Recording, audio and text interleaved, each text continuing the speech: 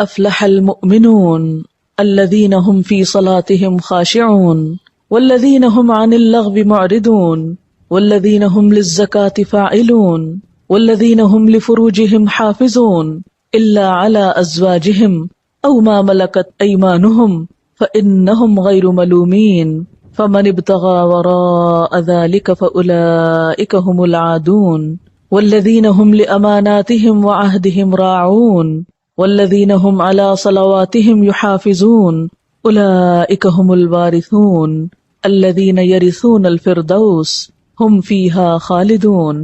یقیناً فلاح پائی ہے ایمان لانے والوں نے جو اپنی نماز میں خشوع کا طریقہ اختیار کرتے ہیں، لغویات سے دور رہتے ہیں، زکوٰۃ کے طریقے پہ عامل ہوتے ہیں، اپنی شرمگاہوں کی حفاظت کرتے ہیں سوائے اپنی بیویوں کے اور ان عورتوں کے جو ان کی ملک یمین میں ہوں کہ ان پر محفوظ نہ رکھنے میں وہ قابل ملامت نہیں ہے، البتہ جو اس کے علاوہ کچھ اور چاہیں وہی زیادتی کرنے والے ہیں، اپنی امانتوں اور اپنے عہد و پیمان کا پاس رکھتے ہیں اور اپنی نمازوں کی محافظت کرتے ہیں، یہی لوگ وہ وارث ہیں جو میراث میں فردوس پائیں گے اور اس میں ہمیشہ رہیں گے۔ سورۃ المؤمنون کی 11 آیات آپ کے سامنے پڑھی گئی ہیں اور ان کا ترجمہ۔ آج ہم اس سورت کی ابتدائی آیات پر بات کریں گے اور ہمارا آج کا موضوع ہوگا نماز میں خشوع کیسے پیدا کیا جائے۔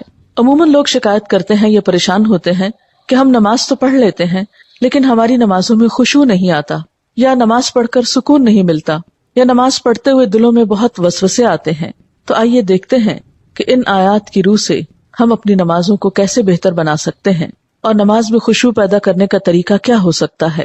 الذین ہم فی صلاتہم خاشعون، وہ لوگ کامیاب ہیں جو اپنی نمازوں میں خشوع رکھتے ہیں، خشوع اختیار کرتے ہیں۔ خشوع کا لفظ خے شین عین سے ہے جس کا معنی ہے سکون، ایسی نماز جس میں سکون ہو، دل کے اندر بھی اور ظاہری حرکات میں بھی، یعنی دل میں اللہ کا خوف ہو، اللہ ہی کی محبت ہو، اللہ کی طرف دھیان ہو، اور دل کے اندر یہ احساسات اتنے گہرے ہوں کہ انسان کے ظاہری رویے میں بھی نظر آ رہے ہوں، اس کے اعضاء پر بھی ان کا اثر ہو۔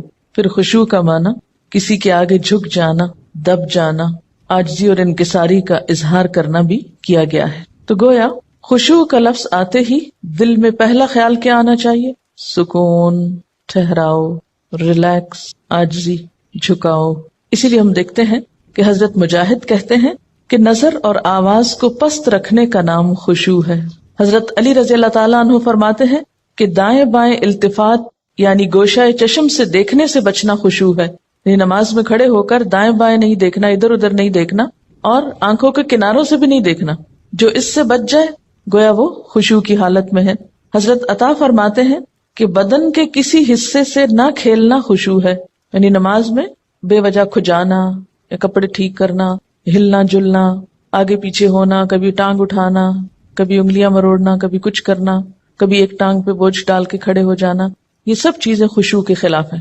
حضرت ابو ذر رضی اللہ تعالی عنہ سے روایت ہے کہ رسول اللہ صلی اللہ علیہ وسلم نے فرمایا، اللہ تعالیٰ نماز کے وقت اپنے بندے کی طرف برابر متوجہ رہتا ہے جب تک وہ دوسری طرف التفات نہ کرے، یعنی بندہ جب رب کی طرف متوجہ رہتا ہے تو رب بھی بندے کی طرف متوجہ رہتا ہے۔ جب وہ دوسری طرف التفات کرتا ہے یعنی گوشہ چشم سے دیکھتا ہے تو اللہ تعالیٰ اس سے رخ پھیر لیتے ہیں، یعنی آپ کا دھیان اگر اللہ کی طرف رہا تو اللہ کی توجہ بھی آپ کی طرف، جو ہی آپ نے ادھر ادھر منہ کیا، توجہ کی، اللہ نے بھی اپنا رخ پھیر لیا۔ نبی کریم صلی اللہ علیہ وسلم نے حضرت انس کو حکم دیا کہ اپنی نگاہ اس جگہ رکھو جس جگہ سجدہ کرتے ہو، اور یہ کہ نماز میں دائیں بائیں التفات نہ کرو، یعنی نماز کو خشوع کیا ہے؟ نگاہیں سجدے کی جگہ ہوں۔ اگر آپ اس عمل میں کامیاب ہو جائیں تو یقین مانے آپ کی نماز میں خشوع آ جائے گا۔ بہت سے لوگ یہ سمجھتے ہیں کہ شاید آنکھیں بند کر کے نماز پڑھنے سے زیادہ خشوع آتا ہے، جو کہ غلط فہمی ہے۔ ایسا کرنا پسندیدہ بھی نہیں، لگتا بہت آسان ہے کہ کچھ چیز نظر نہ آئے تو ہمارا دھیان زیادہ اللہ کی طرف ہو جائے گا، لیکن آج آپ نماز میں تجربہ کر کے دیکھیں، جو لوگ آنکھیں بند کر کے پڑھتے ہیں وہ آنکھیں کھول کر سجدے کی جگہ دیکھنا شروع کریں۔ اس میں یہ ہوتا ہے نا کہ جب ہم بچپن سے ایک طریقے پہ نماز پڑھ رہے ہیں، کبھی کسی نے ہمیں ٹوکا نہیں، کیونکہ ہم سب سے زیادہ مائنڈ اس وقت کرتے ہیں جب کوئی ہماری نماز کی اصلاح کرنا چاہے۔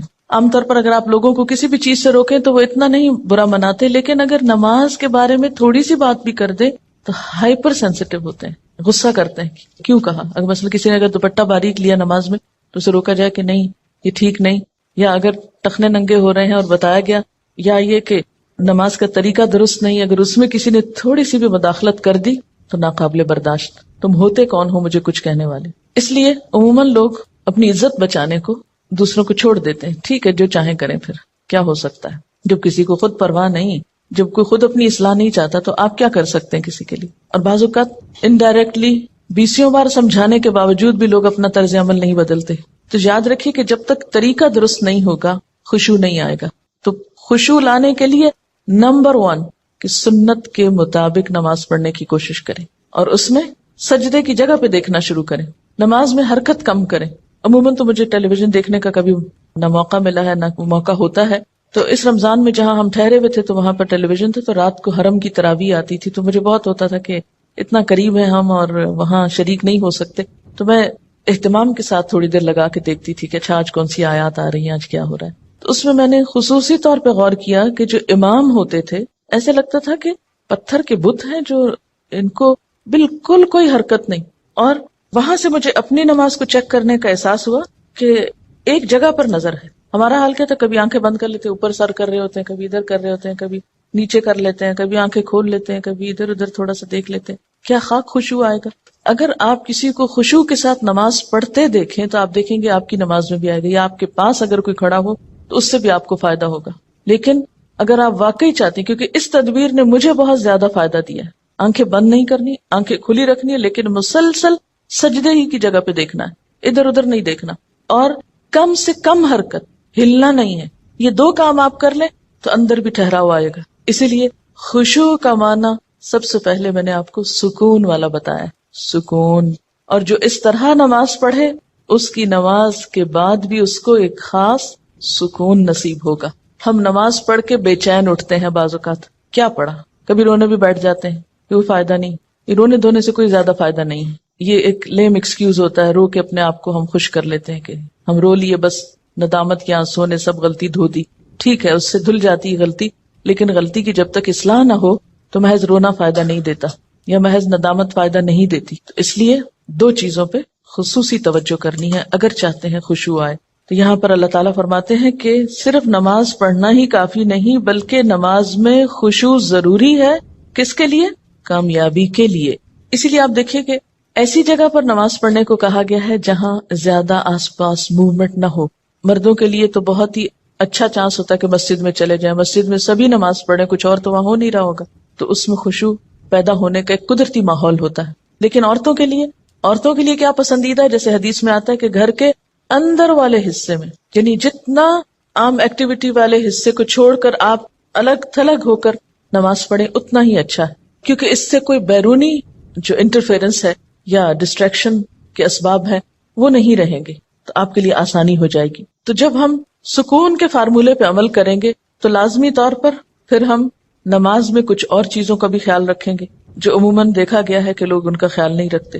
تو کن چیزوں سے پھر بچنا ہے؟ مثلاً نمبر 1 ہلنا نہیں, نمبر 2 مختلف سمتوں میں جھکنا نہیں. کیسے؟ یعنی کہ کبھی دائیں ٹانگ پہ کھڑے ہو جائیں, کبھی بائیں ٹانگ پہ کھڑے ہو جائیں, یہ نہیں کرنا. ٹھیک ہے, اگر شروع میں آپ کو بہت لمبی نماز کی عادت نہیں تو مختصر پڑھنا شروع کریں, لیکن ہلے بغیر. کپڑوں کو بار بار سمیٹے نہیں, نہ ان کو جھاڑیں. ایسا دوپٹہ یا ایسا لباس نہیں پہنے کہ جو بار بار گرے اور بار بار آپ اس کو سمیٹنے میں مصروف ہوں. پھر اسی طرح جائے نماز کو درست طریقے پہ بچھائیں, یہ نہیں کہ نماز کے بیچ میں ہی آپ اسے ٹھیک کرنا شروع کر دیں. ایسی جائے نماز پہ کھڑے مت ہوں کہ جو ہر دفعہ میں اکٹھی ہو جائے اور ہر دفعہ میں آپ اس کو سیدھا کر رہے ہوں. پہلے جو کھجور کے درختوں کے پتے ہوتے تھے ان کے جو جائے نماز ملتے تھے, اگر آج آپ کو میسر ہو اور اس پر نماز پڑھنے کی کوشش کریں تو آپ دیکھیں گے خشوع میں اضافہ ہوگا. بالکل ایک نیچرل میٹ ہوتا ہے نا, اس کی اپنی ایک خوشبو بھی ہوتی ہے اور وہ اکٹھا نہیں ہوتا, اور اس پر آپ کے ہاتھ پاؤں سب جم جاتے ہیں. یہ جتنی مخملی جائے نمازیں آ گئی ہیں اتنی ہی نماز میں خشوع ختم ہو گیا. کبھی پاؤں پھسل رہے ہوتے ہیں, کبھی ہاتھ پھسل رہے ہوتے ہیں.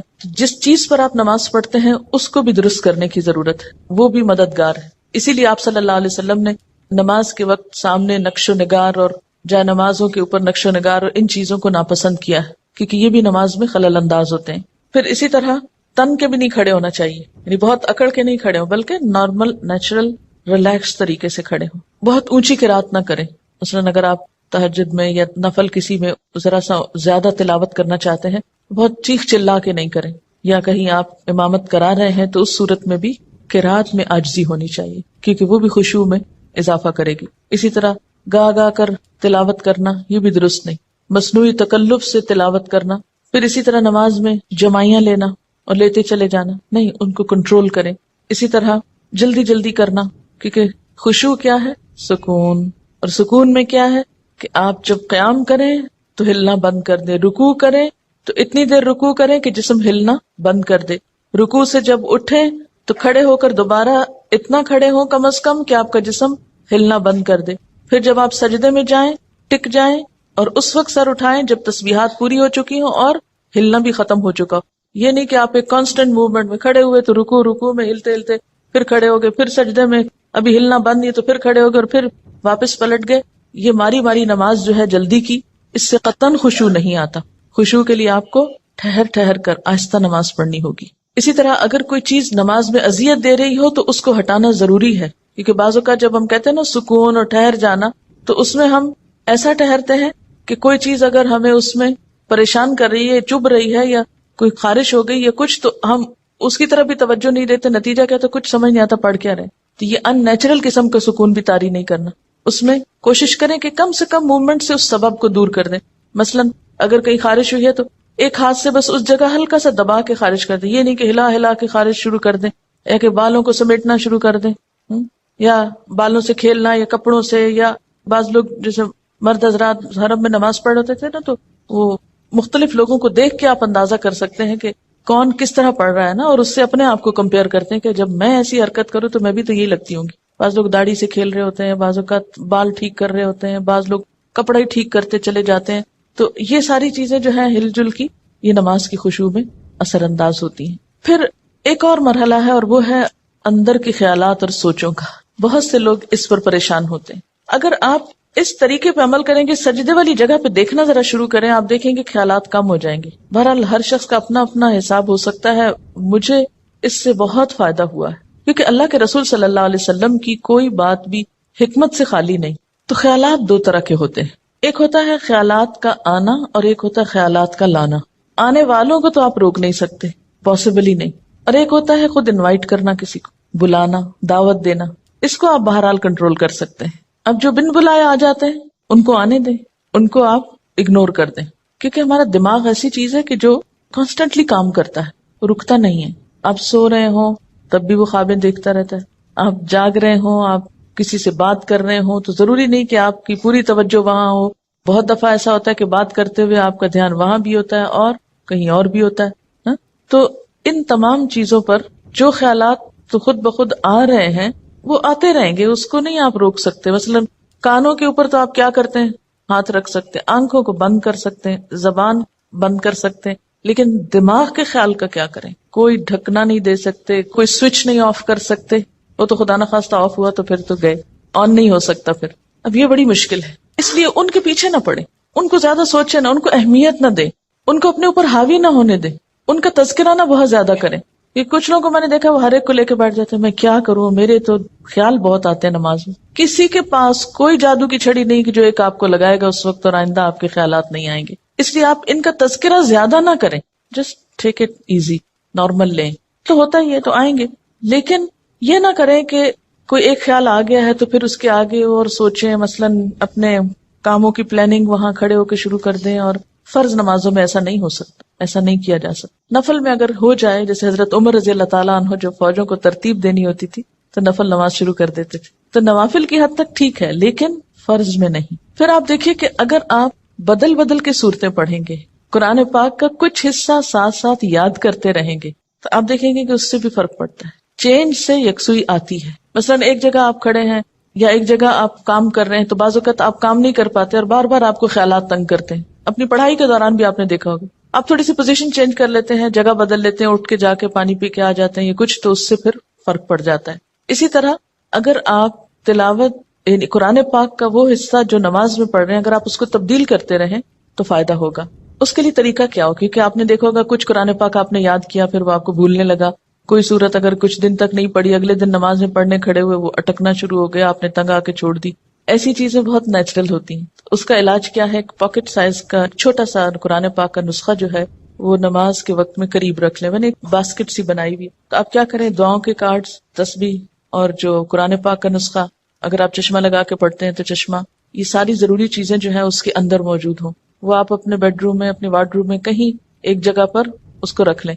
جو ہی نماز پڑھنے لگے جائے نماز بچھائی اور اٹھا کے وہ ٹوکری پاس رکھ لی. اچھا سنت پڑھ لی آپ نے، اب آپ نے ارادہ کیا کہ میں آج فلاں سورت پڑھوں گی اور آپ کو بھولی ہوئی ہے یا آپ سمجھتے ہیں کہ آپ کو یاد دہانی کی ضرورت ہے. کئی کئی جگہ ہوتے ہیں نا وہ شبے پڑ جاتے ہیں. تو آپ کیا کریں، شروع کرنے سے پہلے 1 سیکنڈ کے لیے ان جگہوں پر دیکھ لیں، اس کو پھر رکھ لیں، پھر آپ نماز پڑھیں. آپ انشاءاللہ وہ سورت بہتر طور پر پڑھ پائیں گے. جب آپ پڑھیں گے تو آپ دیکھیں گے کہ آپ کی واقعی نماز میں خوشی پیدا ہوگی. کیونکہ کچھ عملی تدابیر بھی ہوتی ہیں کہ یکسوئی والی جگہ ہو لیکن ساتھ ایسی چیزیں موجود ہوں. مثلا اگر آپ نوافل پڑھ رہے ہیں اور آپ تھک گئے ہیں بیچ میں، تو بجائے اس کے کہ اپنے اوپر زور زبردستی کر کے پھر کھڑے ہو جائیں، آپ بیچ میں تھوڑا بیٹھ بھی سکتے ہیں، یا یہ کہ سلام پھیر کر آپ دعاؤں کا کارڈ نکالیں، کچھ دعائیں پڑھ لیں.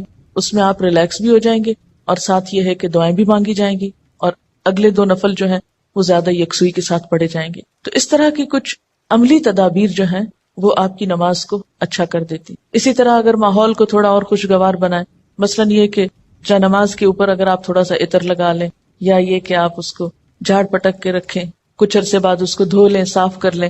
تو یہ جو پاکیزگی اور صفائی کے جو مرحلے ہیں نماز کے ساتھ، لباس کے علاوہ، جسم کے علاوہ جگہ کی صفائی، اس سے بھی نماز میں خشوع آتا ہے. کیونکہ اگر آپ ایسی جگہ پہ نماز پڑھیں جو اسمیلی ہے، یا جہاں گھٹن ہے، یا جہاں کوئی آکسیجن نہیں ہے، تو اس سے بھی کیا ہوگا کہ آپ کو ایک دم جمائیاں آنے لگیں گی، آپ کو نیند آنے لگے گی، آپ کے اندر ایک بیزاری کی کیفیت ہوگی. تو ہمیشہ جب کوئی مسئلہ پیش آئے تو صرف رونا دھونا نہ کیا کریں. ہم رونا دھونا کر کے، واویلا کر کے یہ سمجھتے ہیں کہ مسئلہ حل ہو جائے گا، جو کہ ہو سکتا ہی نہیں. واویلا کرنا کسی مسئلے کا حل نہیں. اس کو تو اپنی زندگی سے نکال دیں، جو میں نے دیکھا کہ خواتین میں زیادہ ہی ہے، اور اس سے ہم مار کھاتے ہیں. یعنی کوئی مسئلہ پیش آیا، ہائے کیا کروں، ہائے کیوں ہو گیا، ہائے، یہ سب نکال دیں. مسئلہ پیش آنے پر، مسئلہ نماز میں خشوع نہیں، مسئلہ پیش آ گیا، مسئلہ پیش آنے پر مسئلے کو پہچانے، اس کے اسباب جانے، یعنی مسئلے کو آئیڈینٹیفائی کریں. پہلے یہ ہے مسئلہ، خشوع نہیں آ رہا، پہچانے وجوہات کیا ہیں، کیوں نہیں آ رہا. 1 وجہ کہ جگہ ٹھیک نہیں، 2 وجہ کہ قرآن یاد نہیں، 3 وجہ کہ آس پاس شور ہے، وغیرہ وغیرہ وجوہات معلوم کر لیں. اور ایک ان سب وجوہات سے بڑی وجہ کہ نماز پڑھنے کے ٹھیک طریقہ ہی نہیں آتا، الفاظ کی ادائیگی درست نہیں نماز کی، تو وہ ہر وقت ایک گلٹ ہے اندر، پتہ نہیں ٹھیک پڑھ رہی ہوں کہ نہیں، پتہ نہیں ٹھیک پڑھ رہی ہوں کہ نہیں. یہ جب تک یہ گلٹ رہے گی نماز میں خوشی نہیں آئے گی. اس گلٹ کو دور کریں. اگر آپ کو مثلاً اتحیات پڑھنا نہیں آتا، دروشی پڑھنا نہیں آتا، سیکھ لیں کسی سے، بالکل شرم محسوس نہیں کریں، جتنا جلدی ہو سیکھ لیں. کیونکہ اگر درست علم ہوگا تو آپ دیکھیں گے کہ اس سے بھی آپ کو سکون آ جائے گا. سارے مسائل کی وجوہات جانیں اور پھر ایک ایک کر کے وجہ کو دور کرنے کی کوشش کریں. اگر آپ سمجھتے ہیں کہ وجہ دور آپ سے خود نہیں ہو رہی تو کسی سے مشورہ کر لیں کہ اس مسئلے کا حل کیا ہو سکتا ہے. لیکن مسئلے کو سب سے پہلے آپ خود پہچانیں. کبھی یہ نہ کہا کریں بار بار مجھے نہیں پتا کہ یہ کیوں ہے. نہیں، کیوں نہیں پتا، پتا ہونا چاہیے. اللہ نے آپ کو عقل دی، سمجھ دی، جاننے کی کوشش کریں. اور پھر اس کے بعد یہ ہے کہ اس کا حل کریں. اور اس معاملے میں بے صبری نہ کریں. بہت سے مسائل کے حل میں وقت لگتا ہے، اس وقت کو اویل کریں اور صبر کے ساتھ آہستہ آہستہ آپ دیکھیں گے کہ انشاءاللہ وہ مسئلہ حل ہوتا جائے گا. اور سب سے بڑی بات یہ کہ پھر اللہ تعالیٰ سے خوب خوب دعا کریں کہ اللہ تعالیٰ تو میری نماز میں خشوع دے دے، مجھے نماز کا شوق دے دے، مجھے نماز کی محبت دے دے، نماز کو میری آنکھوں کی ٹھنڈک بنا دے. اس طرح کی جو بھی دعائیں آپ کے دل میں آئیں، آپ دیکھیے کہ مانگنے کے لیے آپ کے اندر سے بات اٹھنی چاہیے نا. دعا کوئی مصنوعی چیز نہیں ہے کہ کوئی مانگ رہا ہے تو آپ اس کو دیکھ کے آپ بھی شروع کر دیں. اس کی ضرورت آپ کو خود محسوس ہونی چاہیے کہ یہ چاہیے مجھ کو، یہ مانگنا ہے مجھے، اس کے بغیر میرا گزارا نہیں ہو رہا. تو جس طرح دنیا کی چیزوں کے لیے ہم تڑپ تڑپ کے مانگتے ہیں، اسی طرح دین کے لیے بھی، اپنی آخرت کے لیے بھی تڑپ تڑپ کے مانگنا سیکھیں. تو انشاءاللہ آپ دیکھیں گے کہ اللہ تعالیٰ کی رحمت بہت قریب ہے. پھر ایک اور بات یہ کہ جہاں اٹکاؤ ہو وہاں صدقہ کریں.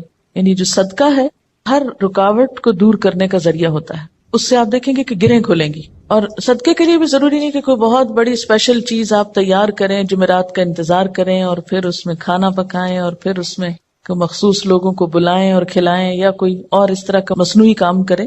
اس کے لیے کیا ہے، فوری طور پر کسی کے ساتھ کوئی بھلائی کر لیں. اور کوئی نہیں تو جو سامنے سے آ رہا ہے اس کو دیکھ کے مسکرا لیں. اسی طرح آگے بڑھ کے سلام کریں. ان چھوٹی چھوٹی چیزوں میں دوسروں کی مدد جو ہے یہ سب صدقے کے کام ہے.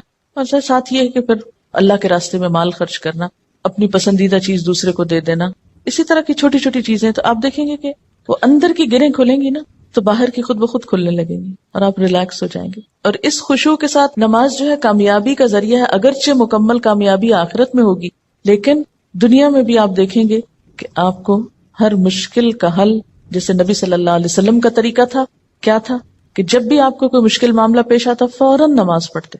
وہ نماز پھر ایک بوجھ نہیں رہے گا. بخاری اور مسلم میں ہے, حضور صلی اللہ علیہ وسلم سے پوچھا گیا کہ سب سے زیادہ محبوب عمل اللہ کے نزدیک کیا ہے؟ آپ نے فرمایا نماز کو وقت پر ادا کرنا. پوچھا گیا پھر؟ فرمایا ماں باپ سے اچھا سلوک کرنا. پوچھا گیا پھر؟ فرمایا اللہ کی راہ میں جہاد کرنا. جہاد کرنا اگرچہ ضروری ہے لیکن وہ بعد میں ہے, پہلے اپنی نمازیں درست کر لیں اور وقت پہ پڑھیں. اور یہ جو وقت پہ پڑھنا ہے نا, اگر اس کی عادت ہو جائے تو آپ دیکھیں گے کہ آپ کے وقت میں برکت ہو جائے گی. ہوتا کیا ہے, نماز کا وقت ہو گیا نا, ہم ٹال رہے ہیں, نہ تو جو کام کر رہے ہیں وہ صحیح ہو رہا ہے ٹالنے کی وجہ سے, اور نہ نماز ہماری ٹھیک ہوگی پھر, کیونکہ جو نماز دیر سے پڑھی جائے گی اس میں خشوع ہو ہی نہیں سکتا. اگر آپ فجر کے آخری ٹائم پہ اٹھے کیسے خشوع آئے گا؟ ٹینشن تو یہی رہے گی کہ سورج نہ نکل آئے یا نکل نہ چکا ہو. کوئی بھی نماز جو تاخیر سے پڑھیں گے, آپ وقت گزار کے پڑھیں گے, وہ خشوع سے خالی ہو جائے گی, خود بخود آٹومیٹیکلی پھیکی ہو جائے گی. اس لیے کوشش کریں, یعنی اگر آپ خشوع لانا چاہتے ہیں تو پہلی کوشش کہاں سے شروع ہو کہ وقت پر, اور اول وقت میں. حضرت ابو درداء سے روایت ہے کہ رسول اللہ صلی اللہ علیہ وسلم نے فرمایا سب سے پہلی چیز جو امت سے اٹھ جائے گی یعنی سلب ہو جائے گی وہ خشوع ہے, یہاں تک کہ قوم میں کوئی خاشع نظر نہ آئے گا. بہت سے لوگ نماز پڑھیں گے مگر کوئی خاشع نظر نہ آئے گا. حدیث میں آتا ہے ایک مرتبہ نبی صلی اللہ علیہ وسلم نے ایک شخص کو دیکھا کہ نماز پڑھ رہا ہے, ساتھ ساتھ داڑھی کے بالوں سے کھیلتا جا رہا ہے. اس پر آپ نے فرمایا لو خشع قلبہ خشعت جوارحہ, اگر اس کے دل میں خشوع ہوتا تو اس کے جسم پہ بھی خشوع طاری ہو جاتا. ظاہری خشوع جب آتا ہے جب دل میں خشوع, دل اللہ کے آگے جھکا ہوا, اور اگر دل دنیا کی یادوں میں اور دنیا کے قصوں میں مشغول ہو تو پھر خشوع نہیں آ سکتا. خشوع کا لفظ بولتے ہی آپ کے ذہن میں کیا چیز آتی ہے؟ سکون, عاجزی. ایک لفظ میں ہو تو سکون اور دوسرے میں ساتھ ہی عاجزی بھی. سورۃ الانبیاء میں پیغمبروں کی صفات میں اللہ تعالیٰ فرماتے ہیں وَكَانُوا لَنَا خَاشِعِينَ, یہ سارے پیغمبر ہمارے لیے خشوع کرنے والے تھے. تو اس سے کیا پتہ چلتا ہے کہ خاشع ہونا جو ہے, عاجز ہونا اور اللہ کے سامنے عاجزی اختیار کرنا, یہ پیغمبروں کی صفات میں سے رہا ہے. سورۃ انبیاء کی آیت 90. اور اس میں بھی آپ دیکھیے کہ انہم کانوا یسارعون فی الخیرات ویدعوننا رغبا ورہبا وکانوا لنا خاشعین, کہ وہ بھلائیوں میں بہت جلدی کرتے تھے. یسارعون فی الخیرات اور ویدعوننا رغبا ورہبا, رغبت کے ساتھ اور خوف کے ساتھ ہمیں پکارتے. حالانکہ وہ پیغمبر تھے پھر بھی محض رغبت نہیں تھی, خوف بھی ساتھ تھا. وکانوا لنا خاشعین, اور وہ ہمارے آگے جھکے ہوئے تھے.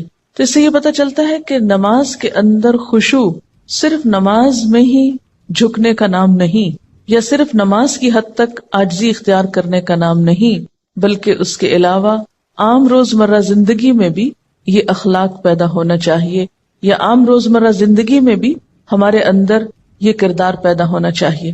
اب جب سکون کی بات ہوئی کہ کانوا لنا خاشعین, اور خشوع کا معنی اگر سکون کیا جائے اور عاجزی کیا جائے تو عملی زندگی میں کہاں کہاں یہ نظر آئے گا اور کس کس طرح ہوتا یہ کہ جب ہم نماز میں لطف اٹھاتے ہیں تو ایک نماز کا اچھا پڑھنا آئندہ کی نماز کے لیے خود بخود انتظار کی کیفیت پیدا کر دیتا ہے نا, کیونکہ آپ نے اس کو انجوائے کیا ہوتا ہے. اور اگر ایک نماز آپ نے خراب پڑھی تو اس کے بعد دل پہ بوجھ پڑتا ہے, اس بوجھ سے گلٹ آتی ہے, اور پھر انسان کہتا ہے کیا فائدہ, پتہ نہیں پچھلی کا کیا بنا, اب اگلی کیا پڑھوں. بس وہ ایک پھر ڈگمگانے کی اور کشمکش کی کیفیت پیدا ہو جاتی.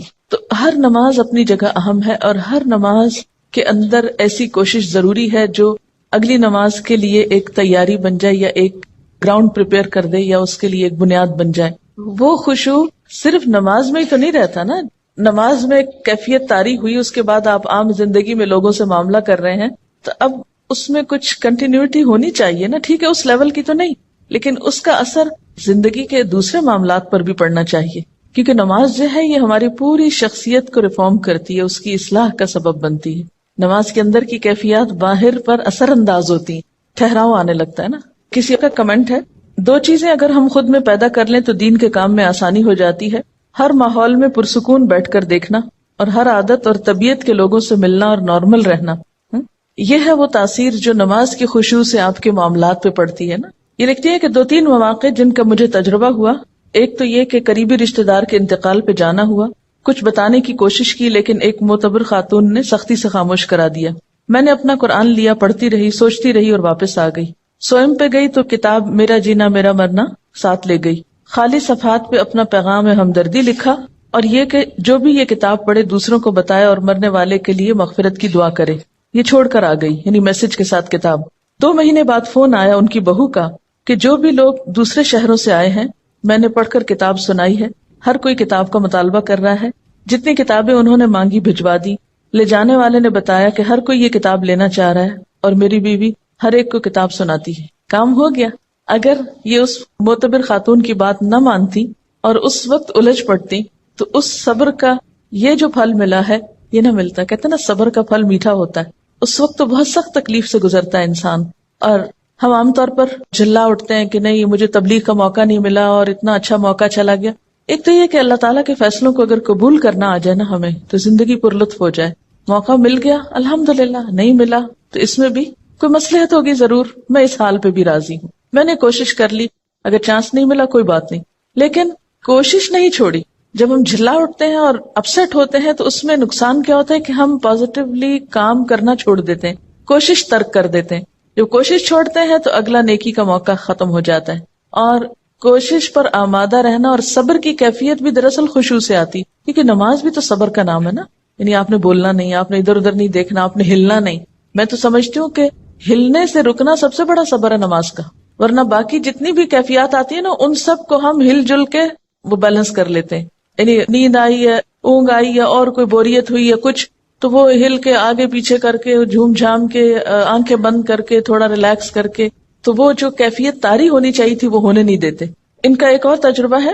لکھتے ہیں کہ اسی تجربے کے بعد، یعنی جس تجربے کا انہوں نے پیچھے ذکر کیا ہے، جب 2-3 منٹ ملے کچھ نہ کچھ کارڈ پر لکھ کر رکھ لیتی ہوں. چونکہ یہ پریکٹیکل ٹپس ہے نا تبلیغ کی، اس لیے میں اس کو آپ سے شیئر کرنا چاہتی ہوں. اور جہاں جاؤں لے جاتی ہوں.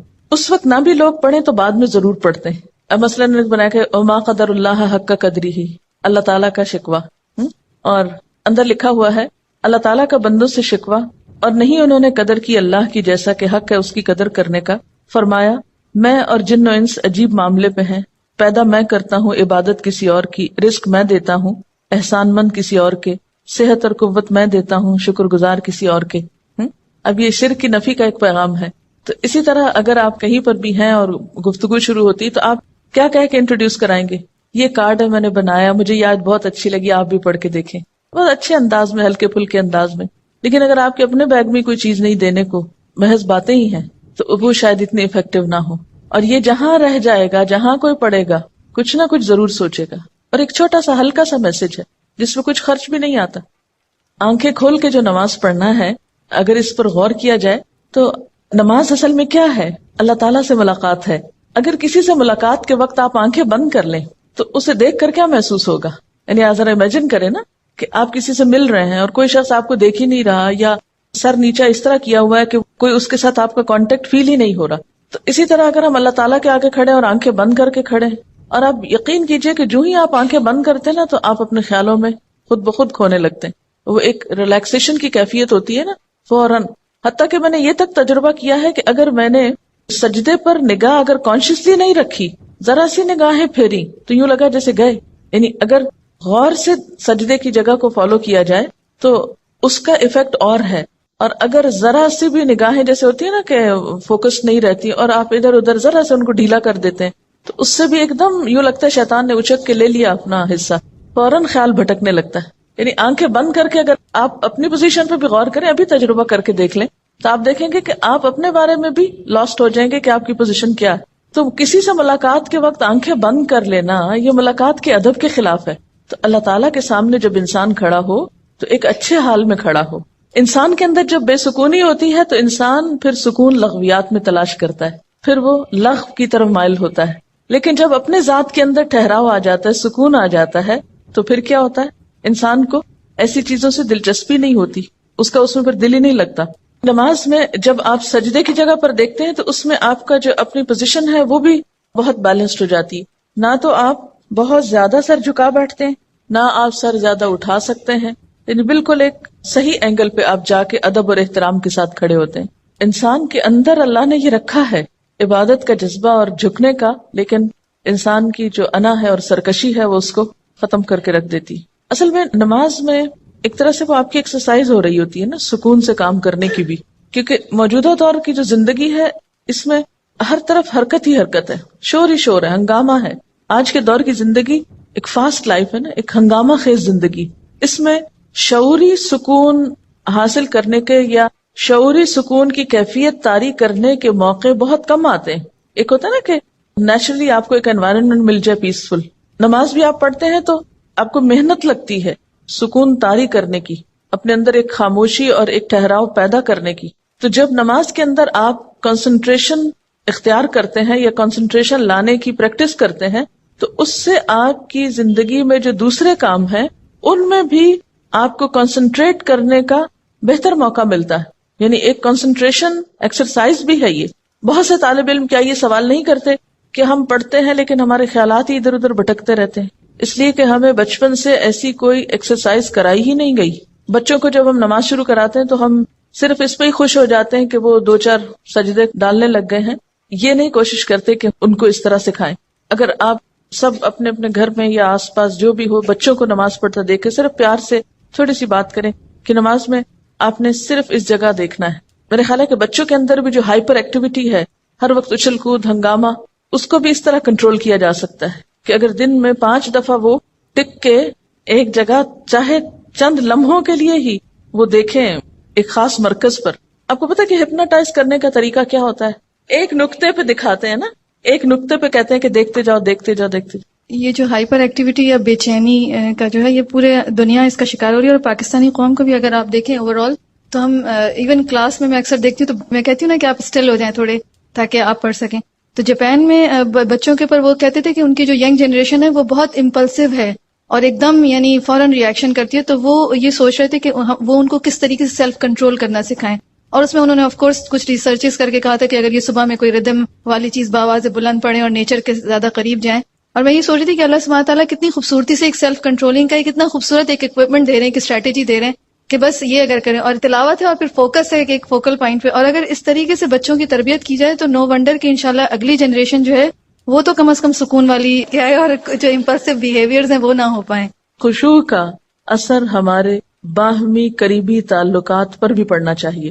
قریبی رشتہ داروں، دوستوں، ملنے جلنے والوں سے معاملہ کرتے وقت ہمارے اندر عاجزی، انکساری، سکون اور خشوع کا مظاہرہ ہونا چاہیے.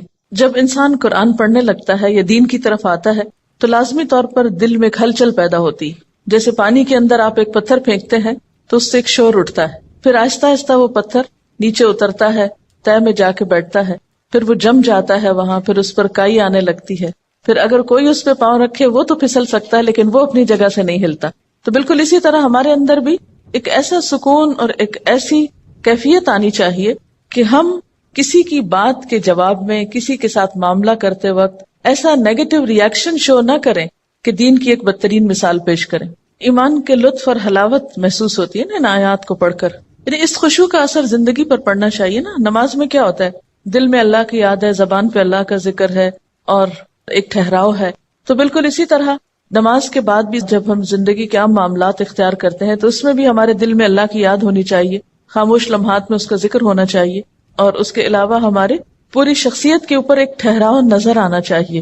یعنی یہ سکون ہمارے چہروں پر، ہماری چال میں، ہمارے معاملات میں، ہماری ہر چیز میں محسوس ہونا چاہیے. تب ہم اسلام کے صحیح نمائندے ہوں گے. پیس یعنی ایک اپنے آپ کو ٹیسٹ کرنے کا مقام بھی ہے یہاں پر. افلاح اور فلاح میں کامیابی دنیا اور آخرت دونوں کی ہے.